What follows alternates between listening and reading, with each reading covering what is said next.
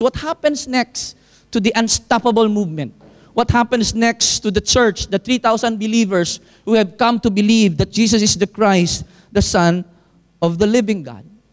The title of this sermon, if you're taking notes, is Bold Witnesses. And I will show it to you in the next 2 chapters of the book of Acts, how they exhibited that there are not only witnesses of the gospel, they're not only witnesses of Christ, the resurrected Jesus, they were bold witnesses. And I will show you later, as we discuss chapter 3 and chapter 4, that the first recorded prayer of the early church was given to us by Luke. And it is interesting, and I believe we will learn a lot about the first recorded prayer of the church in the book of Acts. But this is what I've noticed. Our prayers reveal a lot about ourselves and our mission in life. Because when I was reading the first recorded prayer of the early church in the book of Acts, I noticed that there's a lot of difference between their prayers and our prayers today. And if you listen carefully to anyone, any Christian, or the church for that matter, if you listen to the prayers of the church, somehow it reveals the about themselves, the existence of the church, and the mission and the focus of the church. When I read the prayers of the early disciples, I felt embarrassed because most of the time our prayers, 99 or 95% of our prayers are mostly concerned about ourselves. We pray for our protection. We pray for the blessing of our work. We pray for the blessing of our business, our job, our ambitions, our plans, our trips, and so on and so forth. And I don't think there's something wrong about it. But you will notice, you will learn today something new about the prayers of the early church that made the difference in the lives of the church. In Acts chapter 3, Luke began describing one time after the 3,000 souls were saved in the day of Pentecost. Remember the inauguration of the church? One day, according to Luke, one day Peter and John were going up to the temple at the time of prayer, 3 o'clock in the afternoon. One interesting observation, even after they became converted to Christianity, they still follow their old Jewish way of praying to the temple because the temple is central to every Jewish faith because that's where the presence of God. Now, in Acts chapter 3, they are about to see and witness a miracle that will change the course of the church. And hold on to your seats. When they were going up, Luke said, recorded in Acts chapter 3, when they were going up to the temple, on the other side of the panoramic view, a lame beggar was being carried. This beggar is always placed at the gate called Beautiful. And Luke said, the beggars saw Peter and John and started communicating with them and got their attention. Maybe the beggar was saying, hey, hello, can you give some alms to a beggar? Because the beggars would ask for alms.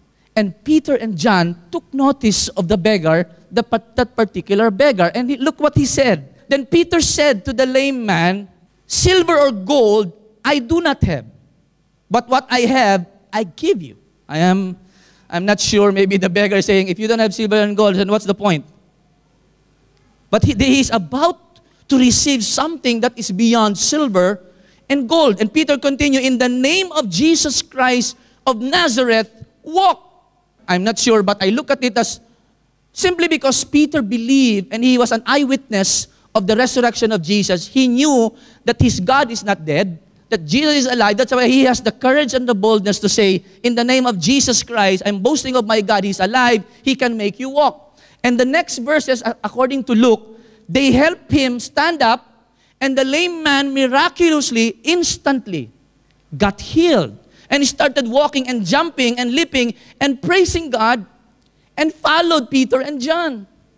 Now, this is not an ordinary miracle because most people that went to the temple saw this man lying at the gate called Beautiful.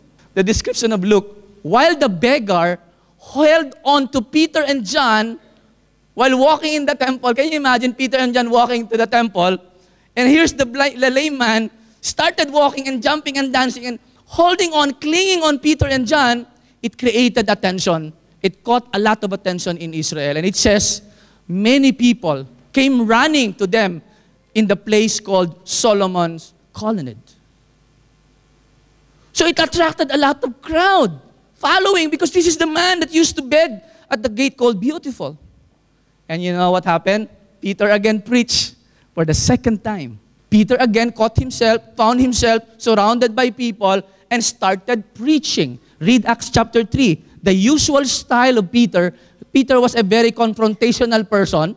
He started confronting again. Remember Acts chapter 2? Ayun na naman si Peter. You crucified him. You put him to the cross. You killed the author of life. But God raised him from the dead. The message of resurrection. That's why I said, the church is founded on the undeniable milestone of the resurrection. Because we have nothing to boast if Jesus Christ is dead. We have no gospel to preach from this pulpit if Jesus Christ did not rise from the dead. We have nothing to declare in this world if Jesus is still in the grave. But Peter and John knew that their God, that Christ rose from the dead. That's why they have something to boast about and to preach. And Peter and John looked at the people and said, "Why are you looking at us? As if we were the one who healed this layman." And Peter and John were very careful to point the finger to God and point the glory to God. And look what Peter and John said. By faith, in the name of Jesus, this man whom you see and know, you know him. Every time you enter the gate Beautiful, you know him. Probably those days, you have given him an alms. You know him. But I want you to know that you are made strong in the name of Jesus. It is by the faith given. The complete healing took place because of the name of Jesus. Wow. In contrast, he continued by preaching. In contrast to chapter 2, nasanay si Peter, no? He was very strong and passionate in his preaching. But in contrast to chapter 2 of Acts, that when he called for an altar, 3,000 people got saved. This time, something different happened. Are you ready? Look at this. Chapter 4, verse 1. While Peter was preaching, the priests and the captain of the temple guards and the Sadducees came up to Peter Peter and John while they were speaking to the people. While Peter was preaching, here comes the guards and the captain of the guards and the leaders and the Sadducees. The Sadducees are one of the religious sects in Israel, just like the Pharisees. The distinction or the distinctives of the Sadducees, to distinguish them from the Pharisees, the Sadducees, one of their peculiar belief is that they don't teach about the resurrection. They don't believe on the resurrection of people. That's why they are here. They got affected by the preaching of Peter that Jesus rose from the dead. So they were the one reacting. The Pharisees you don't see. The Sadducees are the one reacting because if they continue to teach us, we will lose our people. And the priest and the captain of the temple guards and the Sadducees came to Peter while they were still preaching. Apparently, they were disturbed. Ordinary day in the temple, and a lot of people gathered around to Peter to listen that Jesus is the Christ, the Son of the living God. And preaching about resurrection, we have to put a stop on these teachings.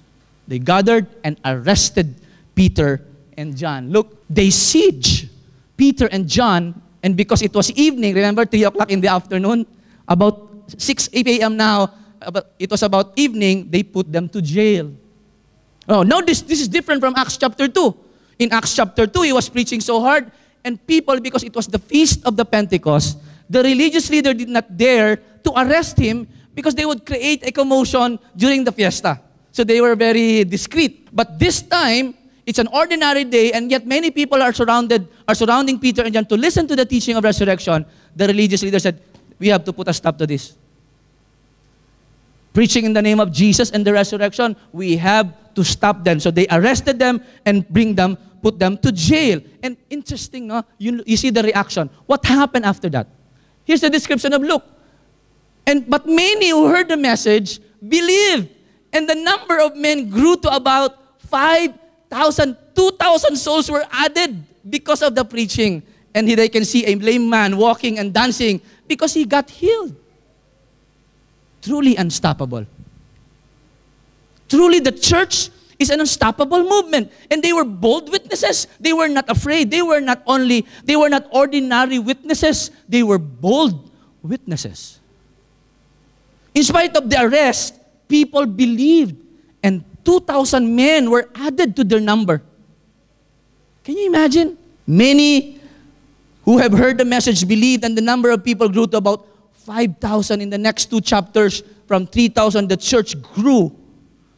And Luke said, the next day, first day in the morning, the Sanhedrin and the rulers gathered, and they called Peter and John out of the prison. Let them report. And remember Luke describing here in chapter 4, who were the people around them? Who were the people present in the meeting? Annas, the high priest, was there. Caiaphas, John, Alexander, and other men of the high priest family. It looks familiar because these very people who were present during the meeting were the very people who persecuted Jesus Christ when he was arrested. On the other side of the story, I am not sure what's the effect of the arrest of Peter and John to the church, the 120. Maybe somebody already texted James or Bartholomew or Thomas, hey, our leader number 1 and number 2, Peter and John got arrested. They were jailed. And maybe they were saying, the last time our leader was arrested, he was crucified. Maybe they got so scared. Maybe that's the last time we will see them. Maybe we will no longer see Peter and John. And they heard the following morning there was a trial. They were facing the Sanhedrin and the rulers of Israel, a familiar setting.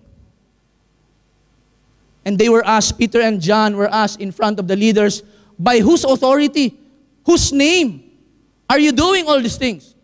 And look at the answer of Peter.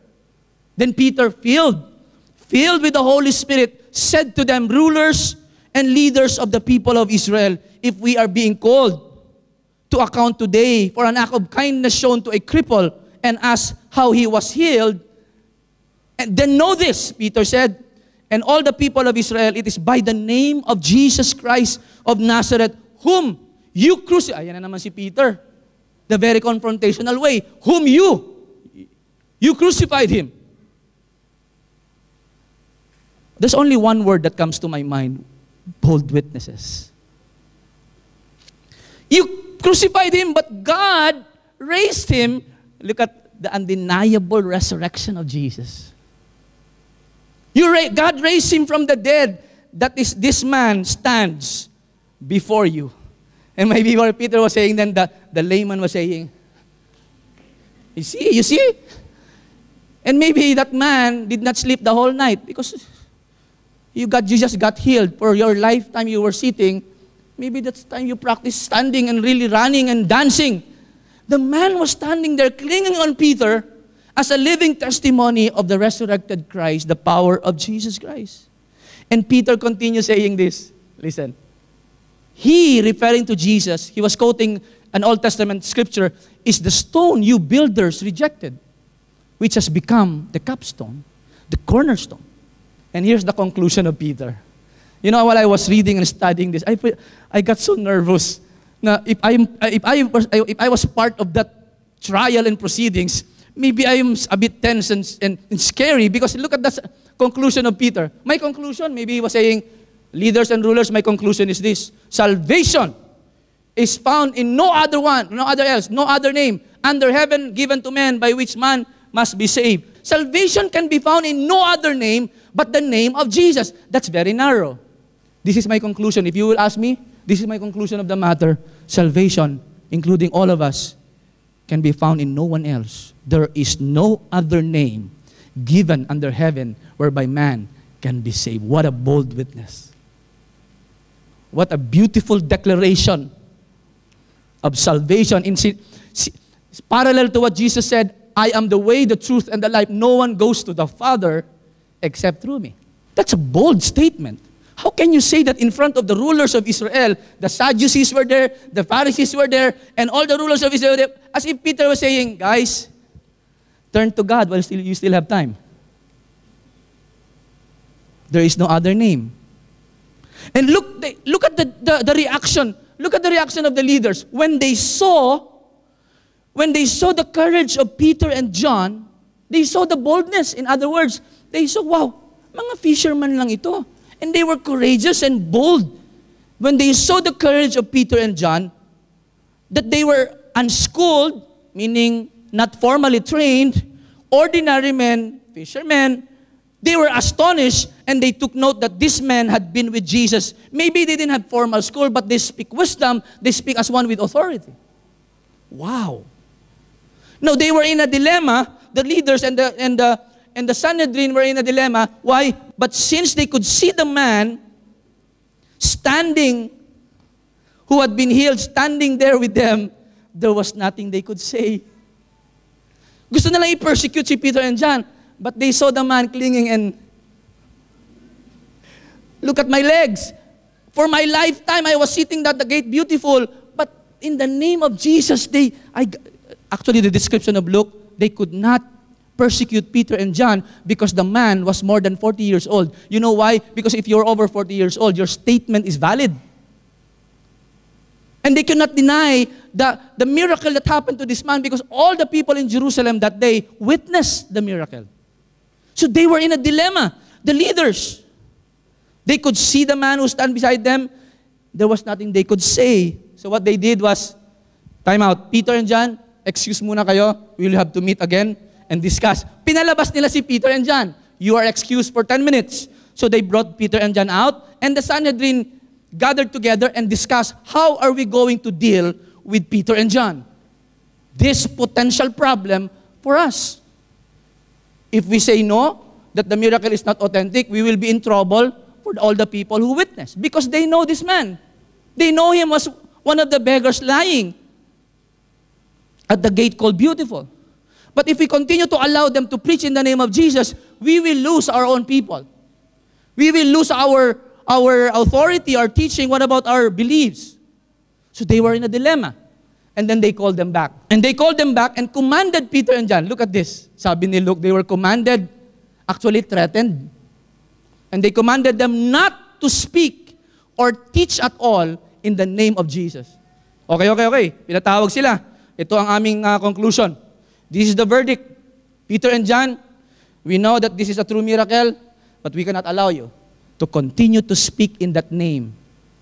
So from now on, read Acts chapter 4 with further threats. Andun siguro yung, if you do that again, we will put you to prison and we will hang you. There were further threats. Don't speak anymore about that name. I realized when they were given this statement, maybe Peter was saying, I don't believe it. What do you mean? When you say we cannot speak in that name, that's the very mission of the church.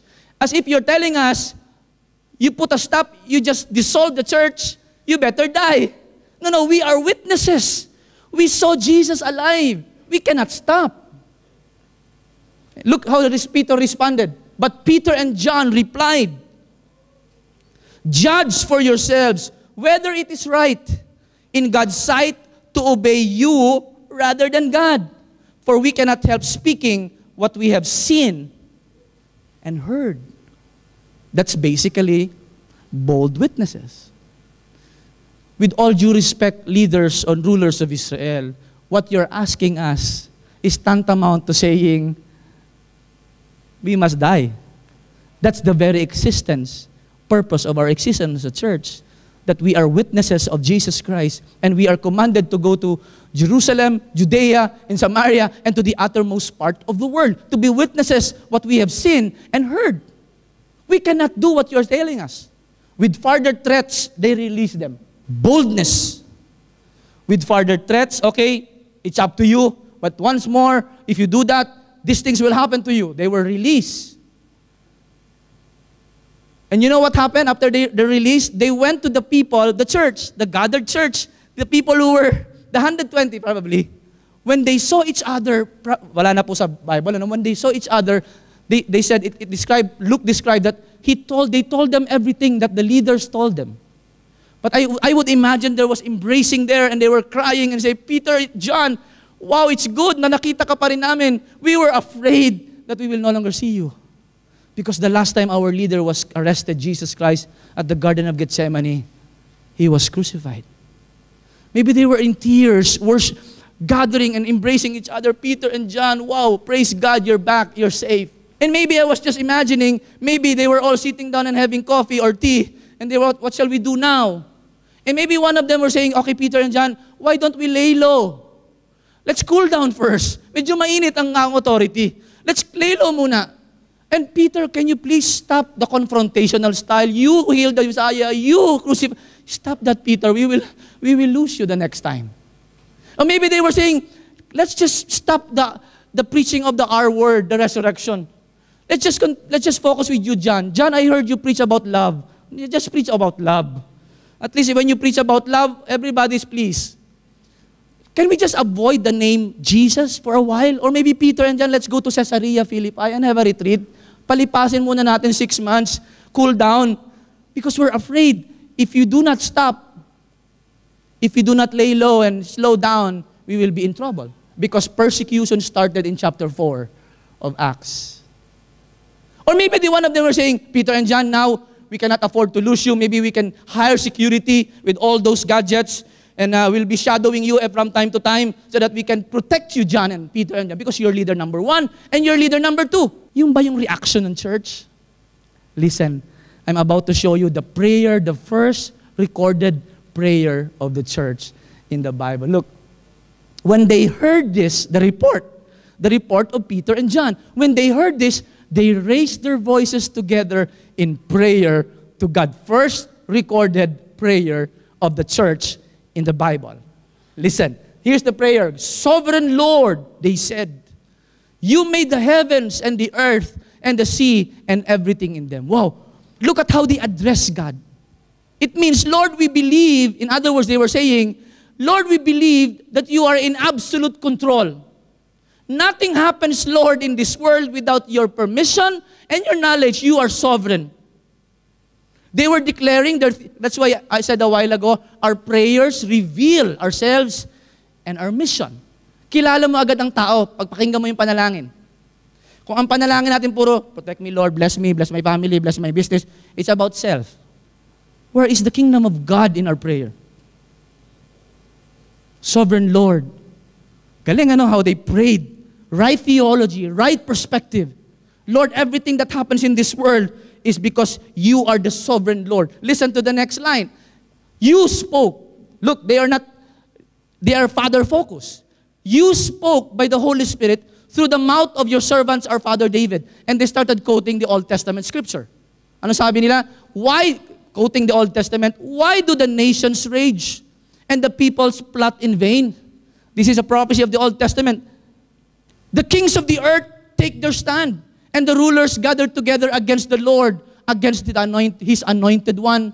In the Old Testament, they're saying, in the last days, the kings and the rulers of the earth will stand against the anointed Christ. Referring to Jesus Christ. They quoted this verse. What they were saying, Lord, everything that happens was written already. You said it. This is just the fulfillment of what you have prophesied in the Old Testament.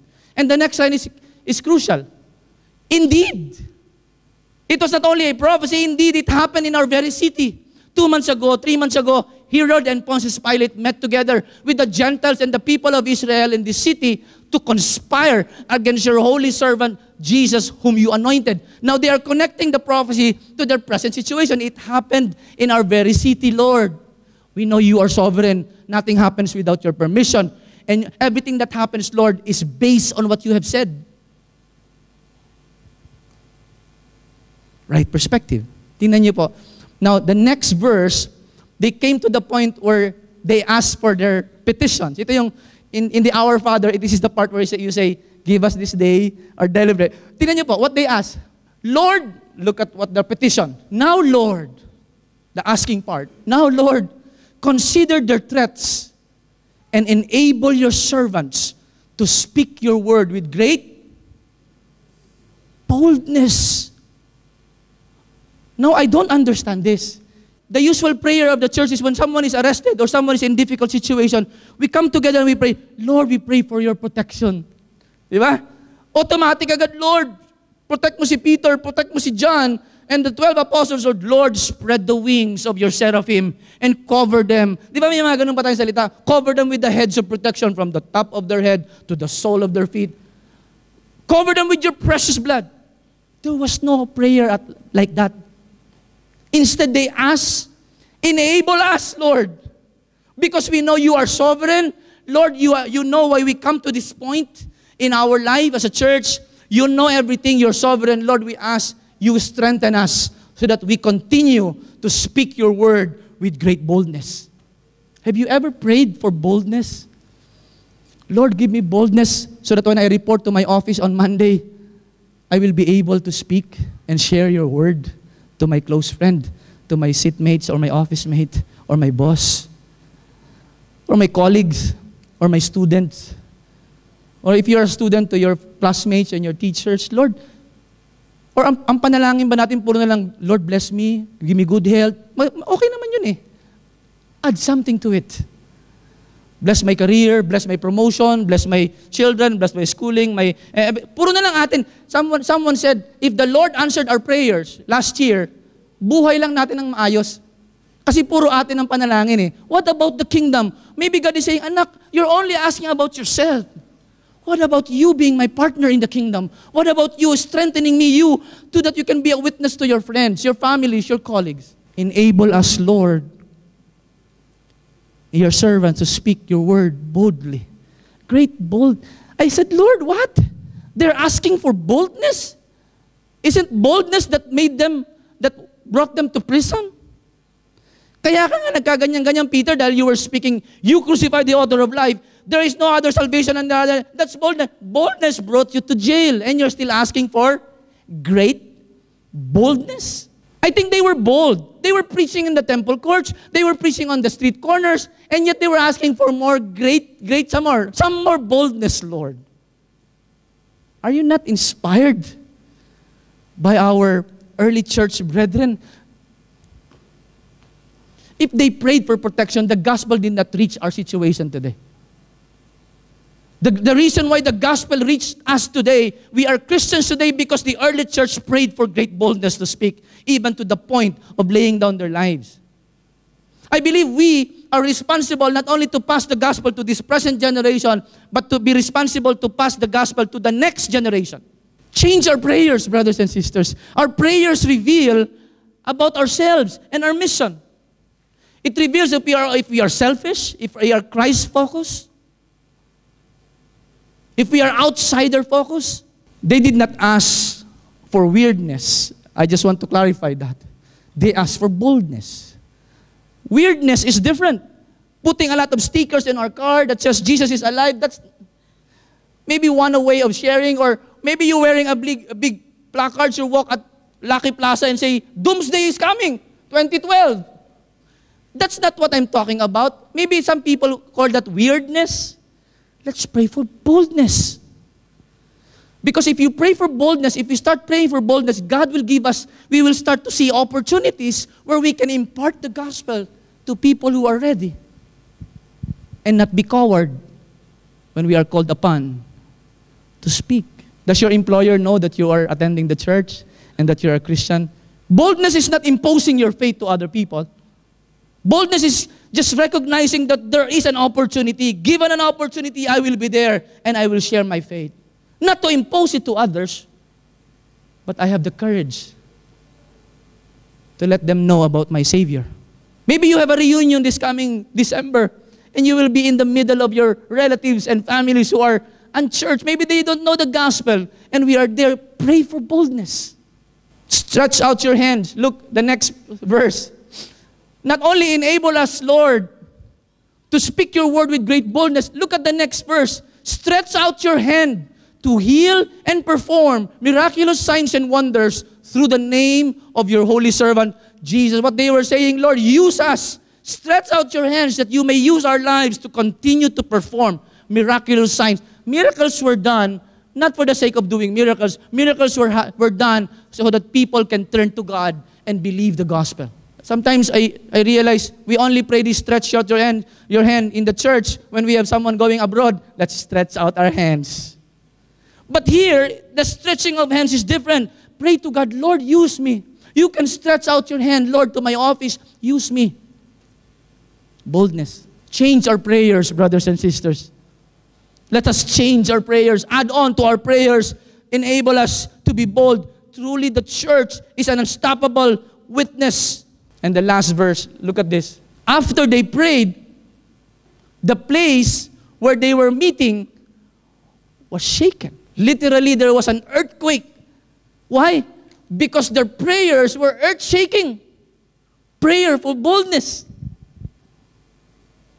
As if God was confirming and telling them, oh yes, I'm giving you boldness. That's my church. Unstoppable. Why? And the Holy Spirit filled them and they spoke the word of God. What's the word? Boldly. Kamusta mga kapatid? How are you and me? How's our Christian life? How are we as a church? Remember, the church is you and me. God strategically placed us in our workplaces, in our families, strategically situated us wherever we are working right now, because God can use us. He can stretch out His arm and use you and me in a special way that we can impact people or inspire people for the kingdom of God. I hope you and I will start to add to our prayer, Lord, enable me to speak your word with great boldness. If there's one message, if there's one truth that I want you to bring home today, that's the word boldness. We are bold witnesses of the kingdom.